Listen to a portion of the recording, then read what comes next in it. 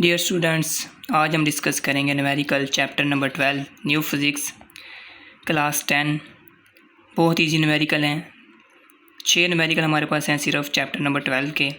लेकिन इन न्यूमेरिकल्स को करने से पहले हम देखेंगे इनमें इम्पोर्टेंट फार्मूलाज कौन कौन से इस्तेमाल होते हैं और उनके पीछे लॉजिक क्या है। पहले देखते हैं फार्मूलाज।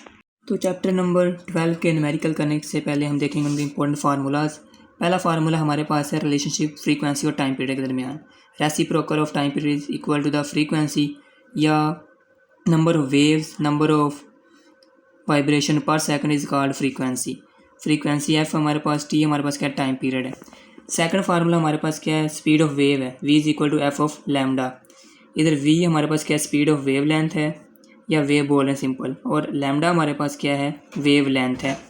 और v is equal to S over T. S हमारे पास क्या है, डिस्टेंस ट्रैवल है, जो वेव वो क्या कर डिस्टेंस ट्रैवल कर रही होगी, और टी हमारे पास क्या टाइम पीरियड। अब जो 3 टर्म हमने डिस्कस किए हैं इनके हम यूनिट्स भी देख लेते हैं। हमारे पास फ्रीक्वेंसी है, उसका यूनिट हमारे पास है हर्ट्ज़।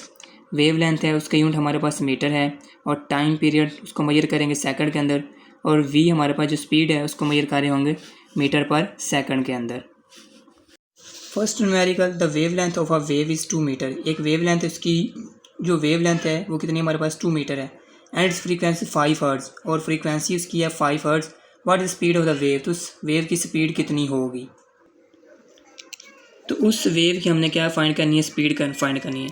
अब हम पीछे फार्मूलाज को डिस्कस कर चुके हैं। v is equal to F of lambda.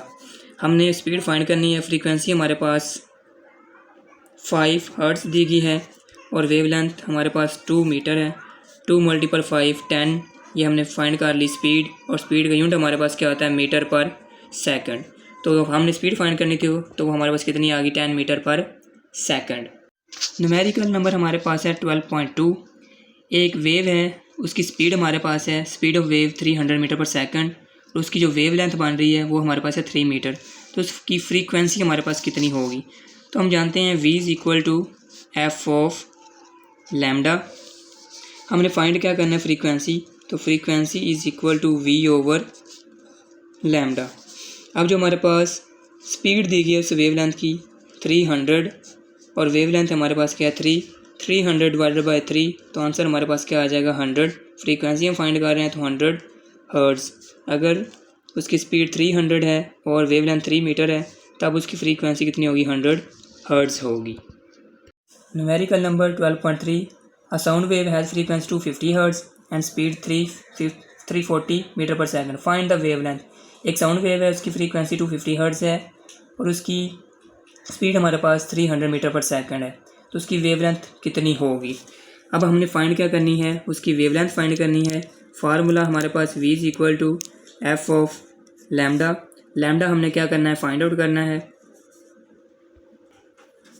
तो lambda is equal to v by F. Values को पुट करते हैं। स्पीड हमारे पास 340 और फ्रीक्वेंसी हमारे पास है 250।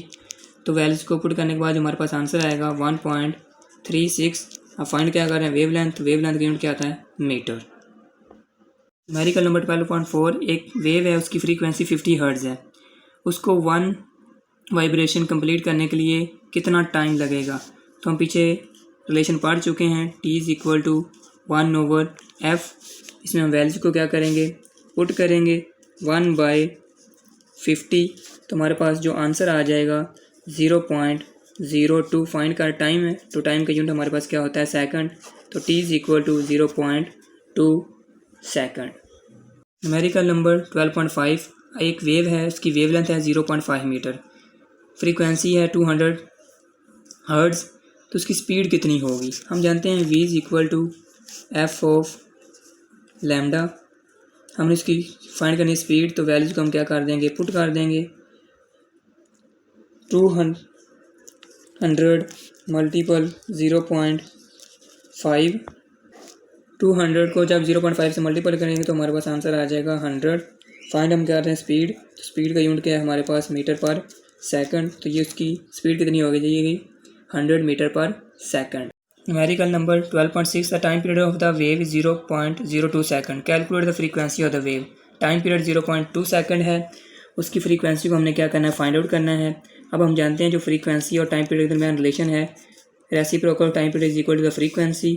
टाइम पीरियड हमारे पास गिवन है 0.02, इसको जब डिवाइड करेंगे तो हमारे पास आंसर आ जाएगा 50। फ्रीक्वेंसी है तो उसका यूनिट हमारे पास क्या आ जाएगा, हर्ट्ज़। तो जब आपके पास टाइम पीरियड 0.2 हो और फ्रीक्वेंसी उसकी कितनी आएगी, 50 हर्ट्ज़।